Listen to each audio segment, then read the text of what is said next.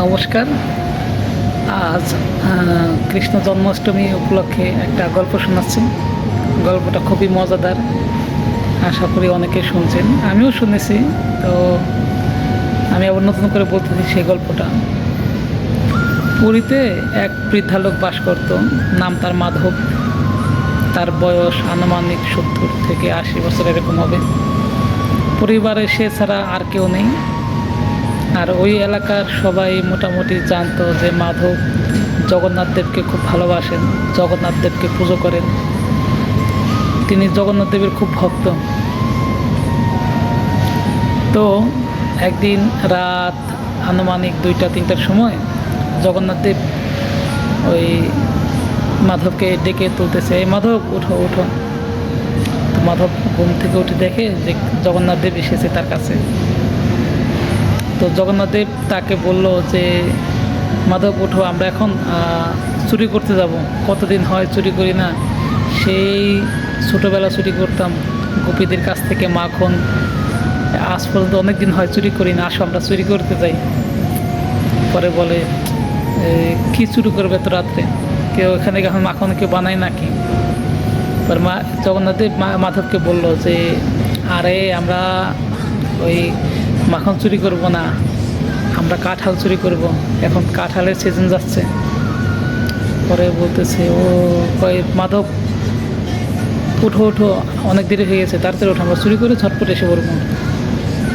পরে মাধব বলে হে ভগবান, তোমার যত কাঁঠাল লাগে আমি কালকে কিনে খাওয়াবো, তো আমি চুরি করতে পারবো না। যদি চুরি করে একবার ধরা খাই, ওই জমিদার যে জরিমানা করবে তা আমার বাড়ি ঘর সমস্ত কিছু বিক্রি করলেও এত টাকা হবে না, তো আমি তোমাকে কালকে কিনে খাওয়াবো। তো জগন্নাথ দেব বলল আমি কিনে খাবো না, আমি চুরি করে খাবো, আমি এখনই খাবো। পরে যেই কাজ সেই, জগন্নাথ দেব তাকে মাধবকে সাথে করে নিয়ে জমিদারের কাঁঠাল বাগানে চলে গেল। তো মাধব বলল আমি তো গাছে উঠতে পারি না, আমার বয়স যে হাড় গোড় মানে বৃদ্ধ হয়ে গেছি, আমি তো হাঁটতেও পারি না ঠিক মতো।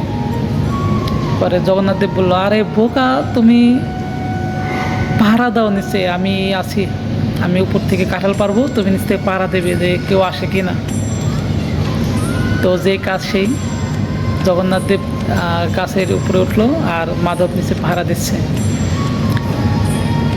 আর এমন সময় জগন্নাথ দেব গাছের যত বড় বড় কাঁঠালগুলো আছে না, সেগুলো পেরে পেরে জোরে জোরে ফেকতেছে নিচে, আর নিচে অনেক জোরে জোরে শব্দ হইতেছে। তো এইদিকে তো মনে করেন যে মাধবের হাত পা কাঁপতেছে, হায় হায় আমি কার সাথে চুরি করতে আসলাম, এ তো আমাকে ধরা খাওয়াবেই, সাথে নিজেও ধরা খাবে। আর এত জোরে জোরে কাঁঠাল মানে ফেলার কি আছে, আস্তে আস্তে তো ফেলতে পারে, কিন্তু না, জগন্নাথ দেব জোরে জোরে ফেকতেছে আর বড় বড় কাঁঠালগুলো উপর থেকে ফেকতেছে। এমন করে 10-12টা ফাঁকার পরে বাগানের মালিক সে বুঝতে পারে যে তার বাগানে চুরি হইতেছে। তো বাগানের মালিক চোর চোর চোর চোর করতে করতে বাগানের ভিতরে আসে। এমন সময় জগন্নাথ দেব গাছ থেকে নেমে এক বেড়ার ফাঁস দিয়ে দৌড়ে পালিয়ে যায়। পরে জগন্নাথ দেব যাওয়ার পরে মাধবের তো হাল খুবই খারাপ, কারণ মাধব তো বৃদ্ধ মানুষ, দৌড়াতে পারে না, ভাগতে পারে না, পালাবে কোথায়। তো মালি এসে অমনি মাধবকে ধরলো, মাধবকে জিজ্ঞাসা করলো তোমার এত বয়স হয়েছে, এত কিছু হয়েছে, তুমি এখনও চুরি করতে আসছো, তাও কাঁঠাল, তুমি একটা কাঁঠালই তো উঁচু করতে পারবা না, আর একটা কাঁঠাল 2 দিনে খেয়ে শেষ করতে পারবা না, আর তুমি এতগুলো কাঁঠাল পারছো কেন? হ্যাঁ, সে মাধব বলে মালিককে, হে ভাই মালিক, এই কাঁঠাল আমি চুরি করিনি, জগন্নাথ দেব আমাকে ঘুম থেকে তুলে নিয়ে এখানে আসছে কাঁঠাল চুরি করবে বলে। দেখো আমি কি দৌড়াতে পারবো, আমি কি কাঁঠাল গাছ উঠতে পারবো, আমি কি এই বয়সে আমি কাঁঠাল চুরি করবো? মালিও তো তখন একটা পড়ে যায়, চিন্তায় পড়ে যায়, আসলেই তো। কিন্তু মালিও জানতো যে এই লোক জগন্নাথ দেবকে খুব ভালোবাসে, জগন্নাথ দেবকে পুজো করে। তো মালি মনে মনে ভাবতেছে এই বৃদ্ধির পাশাপাশি যদি আমি একবার জগন্নাথ দেবের দেখা পেয়ে যাই, আমার জীবন ধন্য।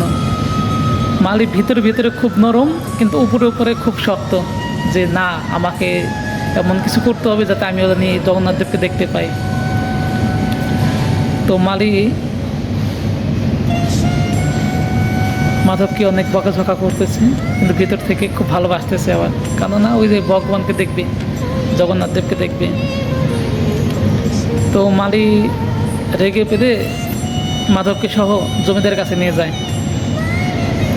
জমিদার বলে, তুমি এই বয়সে কাঁঠাল চুরি করছো, তোমার তো ওই সাহস কম না?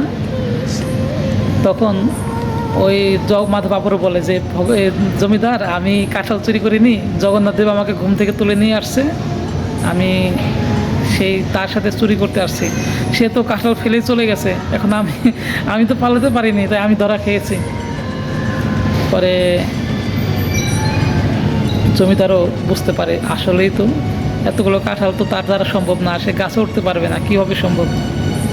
পরে জমিদার ওই মাধবকে বলে, আচ্ছা তুমি যদি প্রমাণ করতে পারো যে এই কাঁঠালগুলো মাধবই জগন্নাথই চুরি করেছে, তাহলে যা তোমাকে আমি ছেড়ে দেব। আর যদি প্রমাণ করতে না পারো যে জগন্নাথ চুরি করেনি, তাহলে তোমার শাস্তি হবে। এখন মাধব তো কেঁদে দিয়েছে, এখন কীভাবে প্রমাণ করব যে এই কাঁঠালগুলো জগন্নাথই চুরি করছে। তো মালি সহ জমিদার সবাই তার বাগানে আসে দেখতেছে যে দেখুন এই গাছ থেকে লাস্ট কাঁঠাল পেরেছে জগন্নাথ দেব, আর পালানোর সময় এই বেড়ার ফাঁসা দিয়ে পালিয়েছে। তো বেড়ার কাছে যাওয়ার পর দেখে কি একটা কাপড়, মানে এক কাপড়ের টুকরা ছিঁড়ে গেছে ওখানে। তো মাধব বলতেছে, দেখুন দেখুন এই যে জগন্নাথ দেবের এই কাপড়ের ছেঁড়া, এটা জগন্নাথ দেবের। পরে জমিদার মালি এরা তো খুবই আগ্রহ সহকারে আছে মনে মনে যে আমরা দেখব জগন্নাথকে, কিন্তু উপরে উপরে শক্ত। তো বলতেছে, এটা তো অন্য মানুষের কাপড় হতে পারে, তুমি কি করে শিওর এটা মাধবেরই, জগন্নাথ দেবেরই? তো মাধব বললো, এটা জগন্নাথ দেবেরই কাপড়, এই কাপড় মানে এই ড্রেস পরিয়ে এসছে, বিশ্বাস না হলে আপনি চলুন মন্দিরে যাই, মন্দিরে গিয়ে দেখি। তখন পুরীতে অনেক বড় মন্দির, সেই মন্দিরে যায়। আর জমিদার, মালি, ওই মাধব আরও কয়েকজন গিয়ে দেখে সত্যি সত্যি ওই জগন্নাথ দেবের একটা পায়ের কাছ থেকে যে একটুখানি কাপড় ছেঁড়া। তারপর হাতে করে যে কাপড়টা নিয়ে আসছে, ওই কাপড়টা ওই পায়ের কাপড়ের সাথে মিলিয়ে দেখে, না সেটা জগন্নাথ দেবেরই কাপড়। তখন জমিদার মানে কান্নায় বুক ফাটিয়ে বলতেছে, হে জগন্নাথ, তোমার কাঁঠাল খাওয়ার প্রয়োজন ছিল আমাকে বলতে পারতে, আমার কাছে আসতে পারতে, আমার এত বড় বড় কাঁঠাল বাগান, তুমি কেন মাধবের কাছে গেলে? মাধব তো তোমাকে কিনেও খাওয়াতে পারবে না, তোমার কাঁঠাল খাওয়ার এতই শখ, আমাকে বলতে পারতে, আমি তোমাকে কাঁঠাল খাওয়াবো। তখন জগন্নাথ দেবকে তো দেখার পরে সবাই কান্না, অনেক কিছু করা, মালি তো জগন্নাথ দেবের জন্য সবাই কান্নাকাটি করতেছে। জমিদার তখন মাধবের পা ধরে বলতেছে, হে মাধব, তোমার জন্য আজ আমি জগন্নাথ দেবকে দেখতে পেলাম, সত্যি সত্যি আমার কাছে বাগানের কাঁঠাল খেয়েছে জগন্নাথ দেব, এটা আমার পরম সৌভাগ্য। আমি আজ থেকে এই পুরো কাঁঠাল বাগান আমি জগন্নাথ দেবের নাম করে লিখে দিলাম।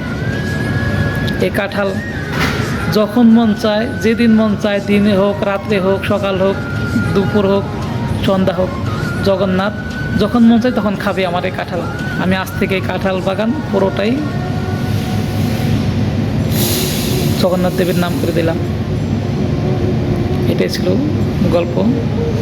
যদি মনের মধ্যে ভক্তি থাকে তো সব কিছুই সম্ভব, ভগবান অবশ্যই দেখা দেবে, সেটা যেভাবেই হোক।